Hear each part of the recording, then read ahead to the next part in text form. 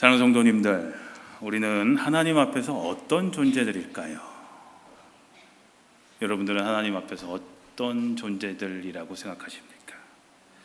창세기 1장 27절에 보면 하나님께서 인간을 창조하셨다라고 말씀하고 있습니다. 하나님이 당신의 형상대로 사람을 창조하셨으니 곧 하나님의 형상대로 사람을 창조하셨다. 창세기 2장 7절에 보면 주 하나님이 땅의 흙으로 사람을 지으시고 그의 코에 생명의 기운을 불어넣으시니 사람이 생명체가 되었다. 하나님께서 손수 흙으로 빚으시고 직접 사람의 코에 생기를 불어넣어 창조하신 것이 바로 우리 인간입니다. 성경이 인간을 하나님의 작품이라고 부르는 이유가 바로 여기에 있는 것이죠. 에베소서 2장 10절에 보면 우리는 하나님의 작품입니다. 선한 일을 하게 하시려고 하나님께서 그리스도 예수 안에서 우리를 만드셨습니다 라고도 말씀하고 있습니다. 그런데요, 하나님은 인간의 육신만 정교하게 만드신 것이 아니라 성경은 하나님께서 인간을 창조하실 때 하나님의 형상대로 창조하셨다라고 가르치고 있습니다.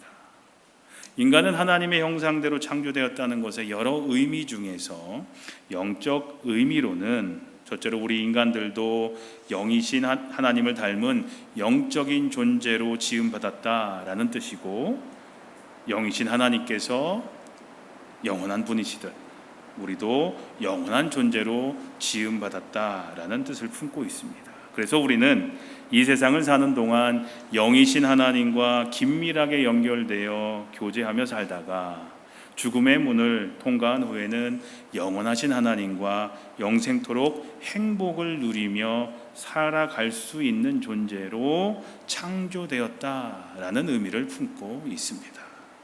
얼마나 축복된 일입니까? 우리는 이렇게 귀한 존재로 창조되었습니다.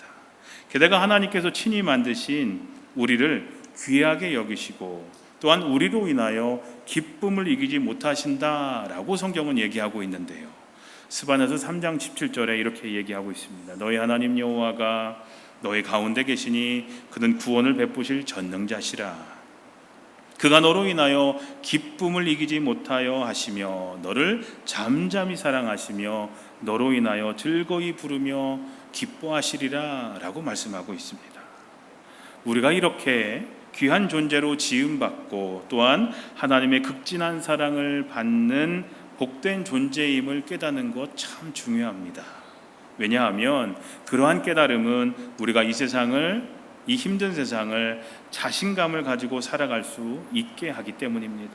또한 어려운 일이 닥쳐도 그 어떤 일이 우리에게 다가온다 할지라도 실망하거나 좌절하지 않게 되기 때문입니다. 세상을 살아가다 보면 때때로 우리는 자신감을 잃어버릴 때가 참 많습니다. 때로는 우리가 저지른 죄와 잘못으로 인해서 수치심과 죄책감에 사로잡혀서 자신감을 잃어버릴 때도 있습니다. 그러나 그때에도 우리는 자신감을 잃어서는 안 됩니다. 언젠가 제가 구겨진 지폐에 대해서 말씀드린 적이 있습니다.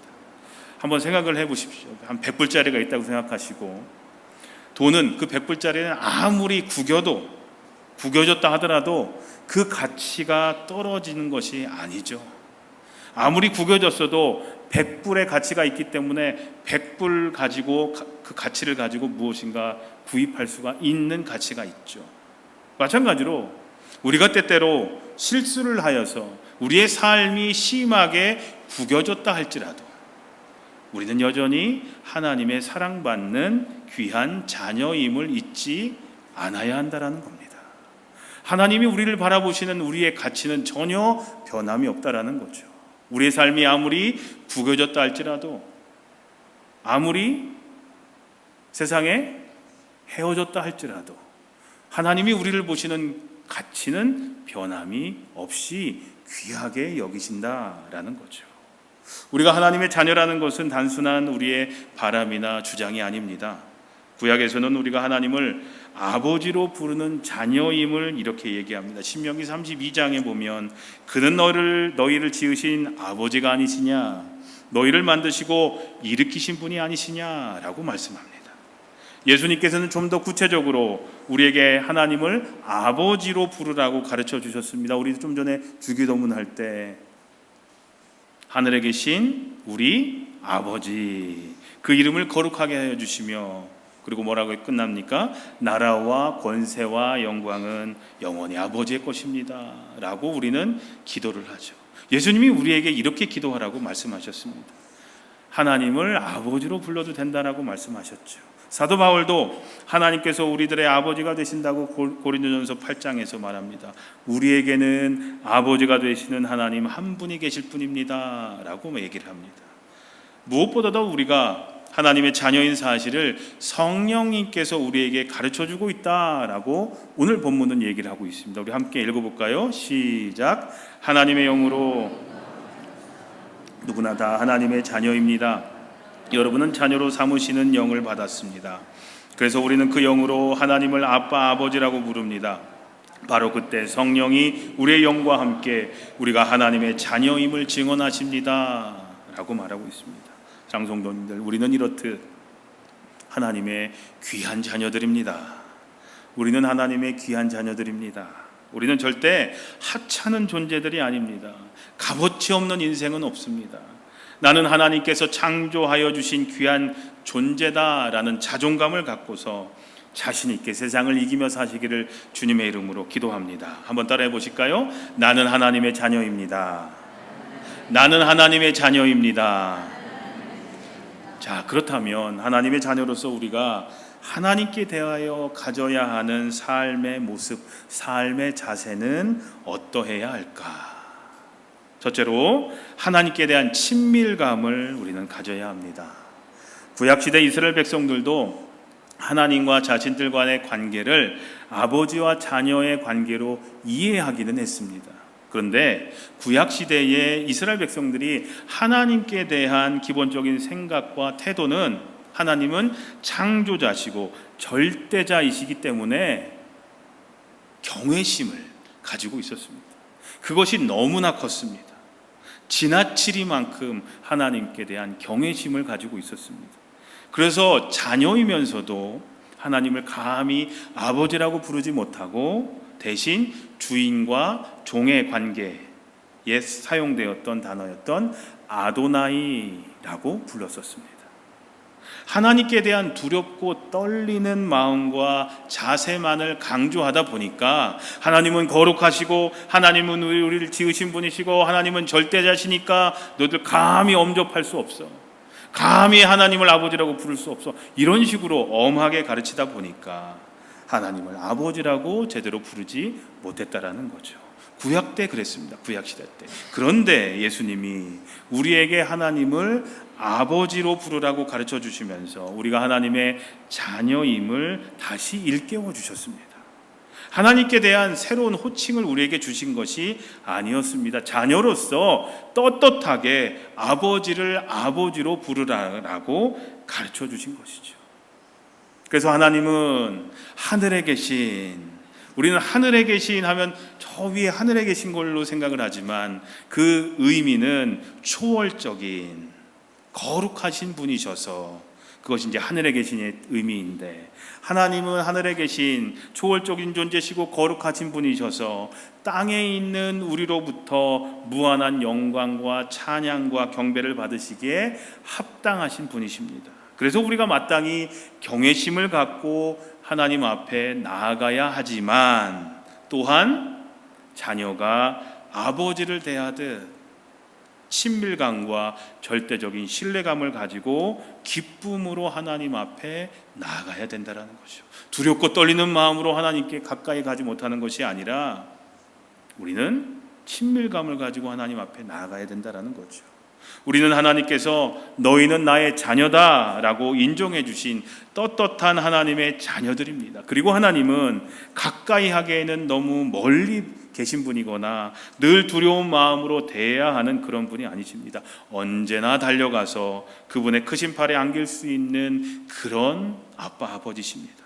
그리고 그렇게 할 수 있는 것이 자녀인 저와 여러분들의 특권인 것입니다. 사랑성도님들, 우리는 모두 하나님의 사랑스러운 자녀들입니다. 그러므로 친밀감을 가지고 기쁨으로 우리 아버지 되시는 하나님 앞으로 나아가시는 복된 자녀들이 되시기를 주님의 이름으로 기도합니다. 하나님의 자녀로서 우리가 가져야 하는 대하여 가져야 하는 두 번째 삶의 모습은 자녀된 자들로서 아버지 되시는 하나님을 전적으로 의지해야 한다라는 거죠. 우리는 하나님을 전적으로 의지해야 합니다. 이것이 자녀의 모습입니다. 세상의 부모와 자녀들과의 관계는 세월이 지나면서 변합니다. 한번 생각해 보십시오. 여러분들의 자녀들이 어렸을 때는 여러분들의 자녀가 여러분들을 전적으로 의지했을 겁니다. 하지만 세월이 지나면서 아이들이 장성하고 난 뒤에는 오히려 부모가 자녀들을 의지하게 됩니다. 아마 대부분 그러실 겁니다. 내가 나이가 들고 내가 노쇠해지면서 점점 자녀들을 의지하기 시작해집니다. 이것이 우리들 세상 속에서 자녀와 부모의 관계의 모습이죠. 하지만 하나님과 자녀된 우리와의 관계는 세월이 지난다고 해서 절대 변하는 것이 아닙니다. 하나님과 우리와의 관계는 전혀 변함이 없습니다. 우리가 나이가 좀 들었다라고 신앙생활 조금 했다라고 교회에서 이런저런 직분을 얻게 되었다라고 하나님과 우리의 관계가 변하는 것이 아닙니다. 우리에게 어느 정도 능력과 부와 능력이 권력이 생겼다고 해서 그 관계가 변하는 것이 아닙니다. 우리가 혼자서 무엇인가 할 수 있는 능력을 갖게 되었다고 해서 하나님을 의지하는 자세를 저버리게 되면 절대로 안 된다라는 거죠. 성경은 우리가 하나님을 의지하는 자세를 저버리게 되는 것을 교만이라고 얘기를 합니다. 그리고 하나님은 이 교만을 싫어하신다라고 말씀하고 있습니다. 다윗을 예로 들면요, 하나님은 다윗을 참 좋아하셨습니다. 성경은 다윗이 하나님의 마음에 드는 사람, 하나님의 마음에 합한 사람이다 라고까지 표현하고 있습니다. 하나님이 다윗을 마음에 들어 하시며 좋아하셨다라는 거죠. 그런데 그 이유가 무엇이었을까요? 다윗이 완벽한 사람이었기 때문이었을까요? 아니죠. 다윗도 하나님 앞에서 죄를 지었던 연약한 인간이었던 것을 여러분들도 잘 아시고 계시지 않습니까? 그러나 다윗에게는 그러한 부족한 면들, 연약한 면들을 다 덮고도 남을 만큼 위대한 점이 있었습니다. 그것은 바로 그가 하나님만을 의지했다라는 거죠. 다윗이 지은 시를 보더라도 그가 얼마나 하나님만을 의지했는지, 그런 사람이었는지 잘 알 수가 있습니다. 우리 시편 18편에 있는 말씀 함께 읽겠습니다. 시작. 나의 힘이신 주님, 나의 반석, 나의 요새, 나를 건지시는 분, 나의 하나님은 내가 피할 바위, 나의 방패, 나의 구원의 뿔, 나의 산성이십니다. 이 짧은 두 구절에 얼마나 하나님을 의지하는 모습들이 보입니까? 사랑한다고 얘기하면서 주님은 나의 반석이십니다. 주님은 나의 요새시고 나를 건지시고 내가 피할 바위십니다. 나의 방패가 되시고 구원의 뿔이 되십니다. 나의 산성이십니다까지 의지했던 사람이 바로 다윗입니다. 그런데 그렇게 하나님만을 의지했던 다윗도 말년에 한번 크게 실수를 한 적이 있었습니다. 바로 다윗이 인구조사를 했던 것이었습니다. 다윗이 인구조사를 한 이유는 군인으로 모집할 수 있는 숫자를 파악하기 위함이었습니다. 제가 성경에서 이 이야기를 듣게 되고 목회를 하면서 안 하는 것이 하나가 있습니다. 교인이 몇 명인지 세지를 않습니다. 사람들은 이제 교회 밖에 있는 사람들 우리 교회 몇 명이냐고 물어보는 경우들이 있는데, 초창기 때는 몇 분 안 되시니까 다 아실 수 있으니까 이 정도 됩니다 했지만, 지금은 저도 우리 교회 성도님이 몇 명인지 모릅니다. 목사가 어떻게 우리 교회 몇 명인지 몰라? 생각하실지 모르겠지만 개인적으로 제가 세지를 않습니다. 그래서 잘 몰라요. 주일날 몇 명 오냐고 물어보시면 그냥 주보 95장 카피합니다 라고 얘기를 하지 몇 명인지 저도 몰라요. 세지를 않으니까 몰라요.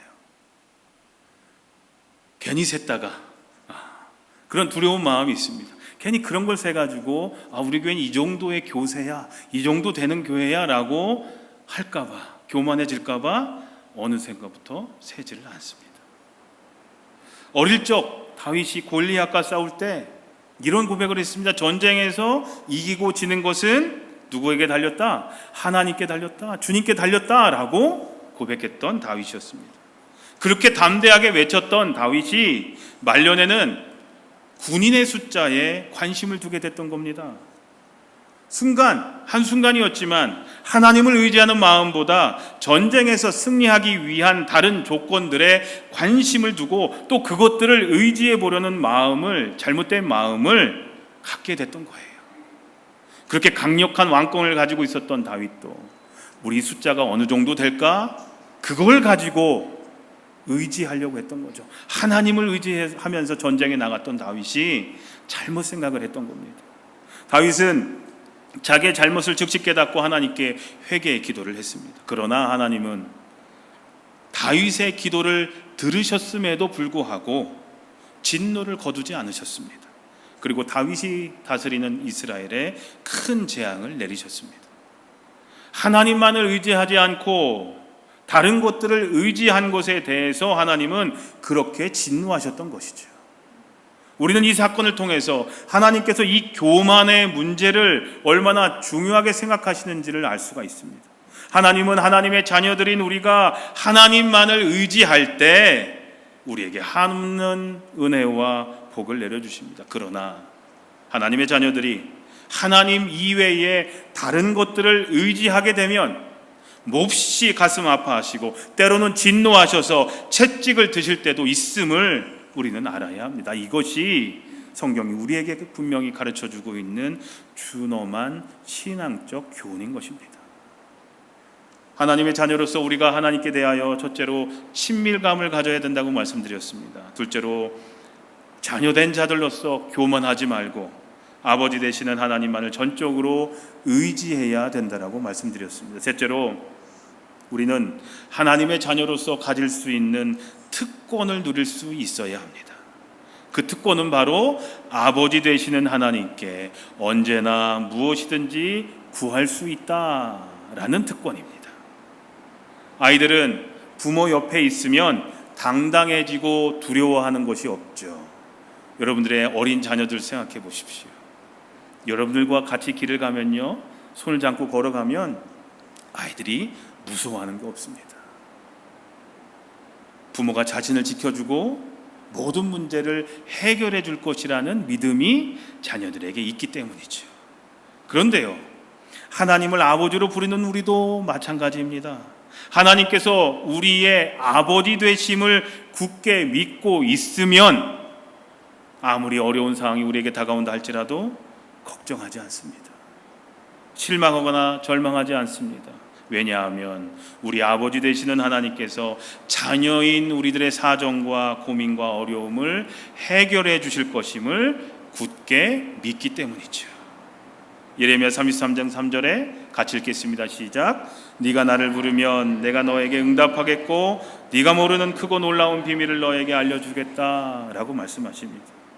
예수님은 아버지와 같은 마음으로 우리들의 기도를 들으시는 하나님에 대해서 다음과 같이 설명해 주신 적이 있습니다. 마태복음 7장 7절부터 11절 우리 같이 읽겠습니다. 시작. 구하여라 그리하면 너희가 찾을 것이다. 문을 두드려라 그리하면 하나님께서 너에게 열어주실 것이다.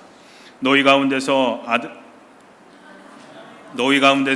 아들이 빵을 달라고 하는데 돌을 줄 사람이 어디에 있으며 생선을 달라고 하는데 뱀을 줄 사람이 어디에 있겠느냐. 너희가 악해도 너희 자녀에게 좋은 것을 줄 알거든 하물며 하늘에 계신 너희 아버지께서 구하는 사람에게 좋은 것을 주지 아니하시겠느냐 라고 말씀하셨습니다. 사랑하는 성도님들, 아빠 아버지 되시는 하나님께 언제나 무엇이든지 구할 수 있는 이 특권을 누리셔서 우리 삶의 문제, 무거운 짐들, 걱정, 근심, 외로움, 불안, 괴로움, 슬픔, 상처까지도 치유함을 받고 해결함을 받는 복된 삶이 되시기를 주님의 이름으로 간절히 기도합니다. 1902년 1월 16일 그리스도 신문에 누구의 자식인가 라는 글이 실렸습니다. 이제 이 그리스도 신문이라는 신문 아마 초판인 것 같은데 이 신문에 옛날에 100년도 훨씬 더 된 신문이죠. 이런 글이 실렸습니다. 한번 이야기를 한번 들어보세요. 윗마을 김서방과 아랫마을 박서방은 서로 교분이 두터운 사이인데 오랫동안 왕래하지 않아 서로 궁금하였다. 하루는 김서방이 박서방 집을 찾아가니 마당에서 박서방과 8, 9세쯤 된 아이들이 장난을 치고 있었다. 박서방이 먼저 한 아이를 안아다가 높은 곳에 세우고는 한 걸음 물러서서 그 아이에게 뛰어내리라고 하자 그 아이는 겁도 없이 뛰어내려 박서방의 품에 안겼다. 이번에는 다른 아이를 높은 곳에 올려놓고 뛰어내리라고 하자 아이는 뛰어내리지 못하고 벌벌 떨기만 하였다.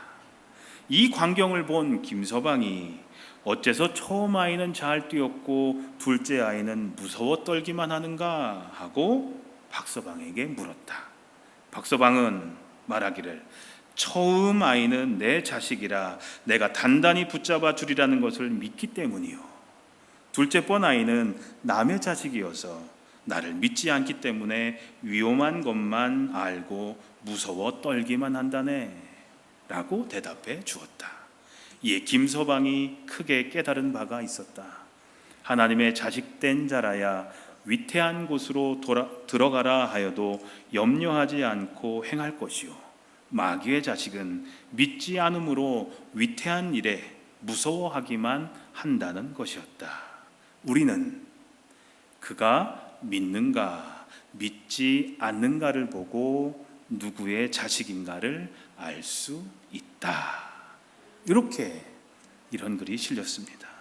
우리는 그가 믿는가 믿지 않는가를 보고 누구의 자식인가를 알 수 있다라는 거죠.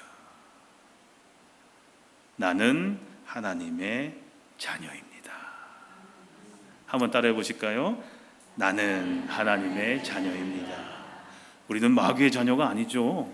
하나님의 자녀입니다. 하나님의 자녀이면 우리 왼쪽에 있었던 아이처럼 그 박서방의 자식처럼 아무리 위태해 보여도 뛰어내릴 수 있는 거죠. 하나님이 붙잡아 주실 것을 믿기 때문이라는 거죠. 사랑하는 성도님들, 나는 하나님께서 창조하신 귀한 존재, 하나님의 자녀라는 자존감을 갖고서 친밀감을 가지고 또 교만하지 말고 교만을 버리고 하나님 아버지께 더 가까이 나아가심을 통해서 자녀로서 누릴 수 있는 수많은 특권들을 누리시기를 주님의 이름으로 소망합니다. 그리고 하나님의 자녀로서 우리 아빠 아버지 되시는 하나님께 마음껏 영광 돌리는 복되고 귀한 삶을 앞으로 살아가시기를 우리 주님의 이름으로 간절히 축원합니다.